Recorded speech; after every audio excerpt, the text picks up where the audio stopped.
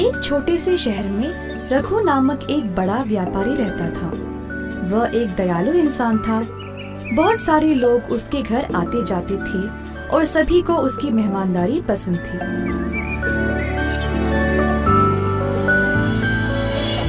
लेकिन एक दिन उसने अपना धन एक व्यापार में लगाया जिसका नुकसान हो गया, जिसकी वजह से रघु ने अपना सारा धन दौलत खो दिया।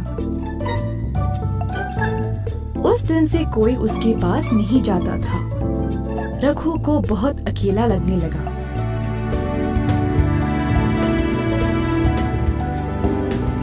पैसों के बिना मेरा कोई महत्व है ही नहीं, ऐसे कैसे जीऊं मैं? ऐसा सोचते सोचते रघु गहरी नींद में सो गया। उसने तब एक बहुत अच्छा सपना देखा। सपने में एक साधु ने उससे बोला, ओ रघु, तुम बहुत ही अच्छे इंसान हो। मैं तुम्हारी सहायता करूँगा। कल मैं तुम्हारे घर आऊँगा। फिर मेरे सिर को तुम एक लकड़ी से छूना और मैं सोने में बदल जाऊँगा। उस सोने का उपयोग करके अपनी परेशानियों से निकल जाओ।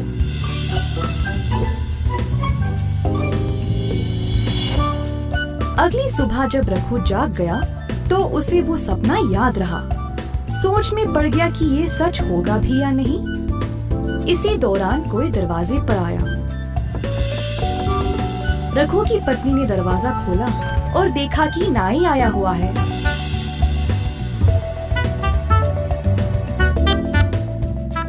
नाई अपने काम पे लग गया और रघु निराश होकर बैठा रहा।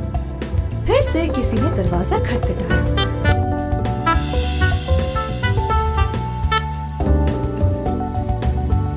इस बार सच में एक साधु बाहर खड़ा था। रघु साधु को देखकर आश्चर्य रह गया।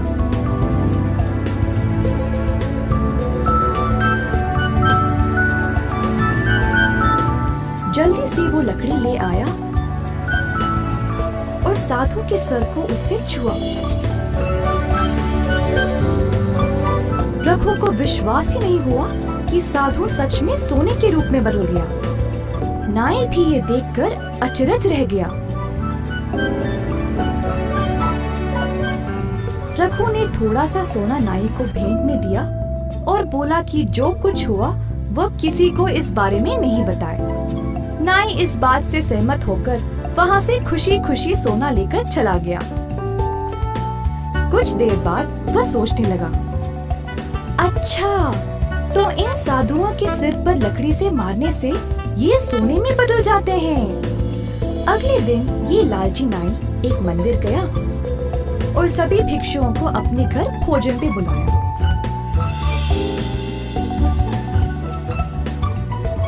जब साधु उसके घर पहुँचे तो नाई ने सबको एक कमरे में बंद कर दिया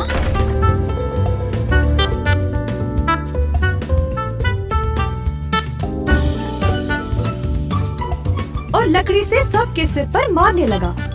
बेचारे भिक्षुओं को बहुत जोर की चोट लगी। जैसे तैसे करके सभी वहाँ से भाग गए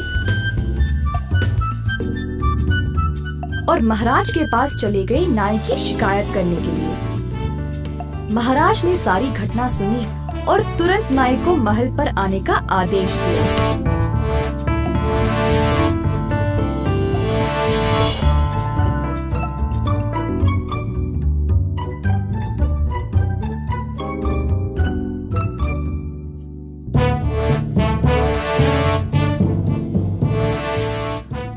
इन भिक्षुओं को क्यों मारा?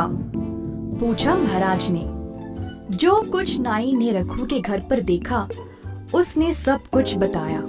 फिर महाराज ने रघु को भी उधर बुलाया और उससे भी यही सवाल किया। प्रणाम महाराज। जी हाँ, ये सच है कि वो साधु सोने में बदल गया, परंतु मैंने उसके सिर पर मारा नहीं। लगता है इस नाई को पूरी कहानी पता ही नहीं। रघु ने महाराज को सब कुछ बताया और उसके वो सपने के बारे में भी। आखिरकार महाराज को सब समझ आ गया और उस लालची नाई को उसके कर्मों के लिए बंदी बना लिया।